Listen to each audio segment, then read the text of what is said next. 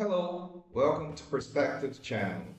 Different angles for the same situation. Today, we will see how to choose a marketing agency through three types of potential responses for the same question. The corporate standard response, sincere response, ideal world response. Remember, these are just examples and do not represent the absolute truth. Create yours.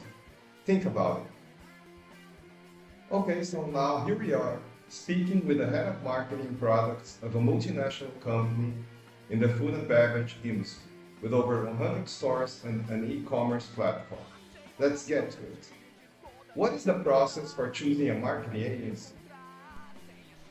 Okay, so what would be the first type of response for your question? Let's say the corporate standard response for hiring or choosing a marketing agency. First of all, it's a pleasure to be here. I've been working in marketing, products, and sales for over 8 years. I started as a trainee at a telecom company, rising to marketing manager, also previously working as a product manager. I've been with my current food and beverage company for 5 years, joining as marketing director. Today, I am the head of marketing and products. I have a bachelor's degree in communication and marketing and an MBA in business management. Of course, I have several postgraduate degrees in digital marketing, products, and people management. First, I need to explain our marketing structure. We have an in-house marketing organization structure, meaning we have our own employees being responsible for developing communication, marketing concepts, and strategies. Our marketing area works hand in hand with the product areas. We use marketing agencies to develop and execute campaigns, be it for TV, print, digital, or social media, based on the briefings we provide.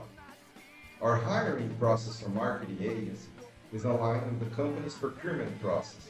In other words, we follow the same rules as for purchasing any product or service as the rest of the company. In our specific case, beyond the cost itself, we evaluate the quality and alignment of the material presented by the candidate agencies through an RFP, request for proposal. This RFP will provide the same briefing to all agencies. We invite some we already know and also receive materials from others that reach through our procurement portal.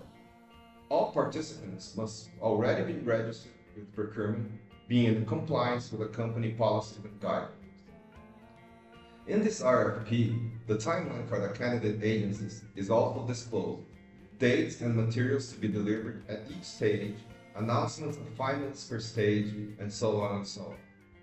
We also make the selection criteria clear to all participants in the RFP. Depending on the case, more than one agency may be selected. For example, one for TV commercials and another one for social media.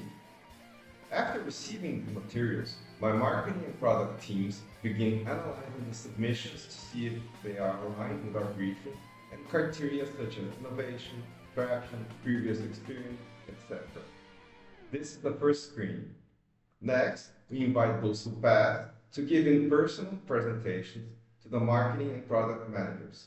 After another internal discussion and screening, agencies in the third stage are required to send more detailed materials, including cost spreadsheets, micro timelines, and the professions that will be involved with us in the company. The finalists are invited to present their materials to the directors of marketing, products, and sales in an in-person presentation. Final guidance regarding financial values is provided so they can adjust and submit their final proposals. I analyze these final proposals alongside with my directors, and if they are within our budget and compliant with procurement, they are selected and hired. What would be the sincere response for your question? To be completely honest, of course we want many potential suppliers, in this case marketing agencies, to participate. It means more ideas and more competition for better prices and costs. But deep down, we already have those we prefer to be selected. Often, we know the partners or owners of the agencies we favor. Why does this make a difference, you may ask? Because we know the people and the work they do. We know how they think, how they handle day-to-day work. They already know our company and our culture. They know how to navigate various areas their departments within our company whenever necessary, and they know the procurement process. It's not that we're going to eliminate agencies we don't know, but they have to work twice as hard to convince them to give them a chance. They will have a steeper learning curve. It's natural within our company. Why? Because they don't know who to talk to, they aren't used to our models operandi or the way we work, and they'll give our teams more work to teach them how to work with us. For example, when you go to a supermarket, you already know. You know where the parking is, the best times to go, and where everything is located. Or when you shop on a website, you're already registered. Your name, address, and payment method are already there. In a new supermarket or website, you're going to spend more time, either to figure out how it works or how to register your stuff. Are there any good surprises in new agencies? Of course there are. But here, in our company, given our size and complexity, we want predictability. So a supplier we already know, or where we know the people working there, obviously have a slight advantage. Again, we know predictability. What would be the ideal world response to your question? In an ideal world, the best ideas and the lowest costs will always win. It wouldn't depend on knowing people. We wouldn't need to doubt whether something will be delivered as promised. We wouldn't need to know how to navigate places. Opportunities would be equal for everyone. People would always treat each other with transparency and sincerity. Expectations would be set and met. Promises would be kept. In other words, predictability. Marketing agencies, whether new or well-known, would start from the same point in a competition for the job. In this ideal world, having a network in social media, for example, wouldn't be a differentiator because everyone would be accessible regardless of prior connections. Again, in this ideal world, where everyone is honest and ethical, the competition would be for the best ideas. That pure and simple. The execution capacity would be equal for all those names.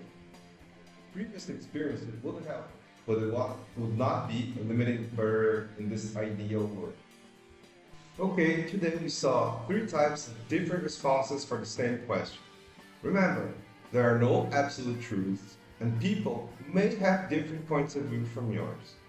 Always consider that they may exist alternative takes on the same matter. This will hopefully help you navigate more open-mindedly through life.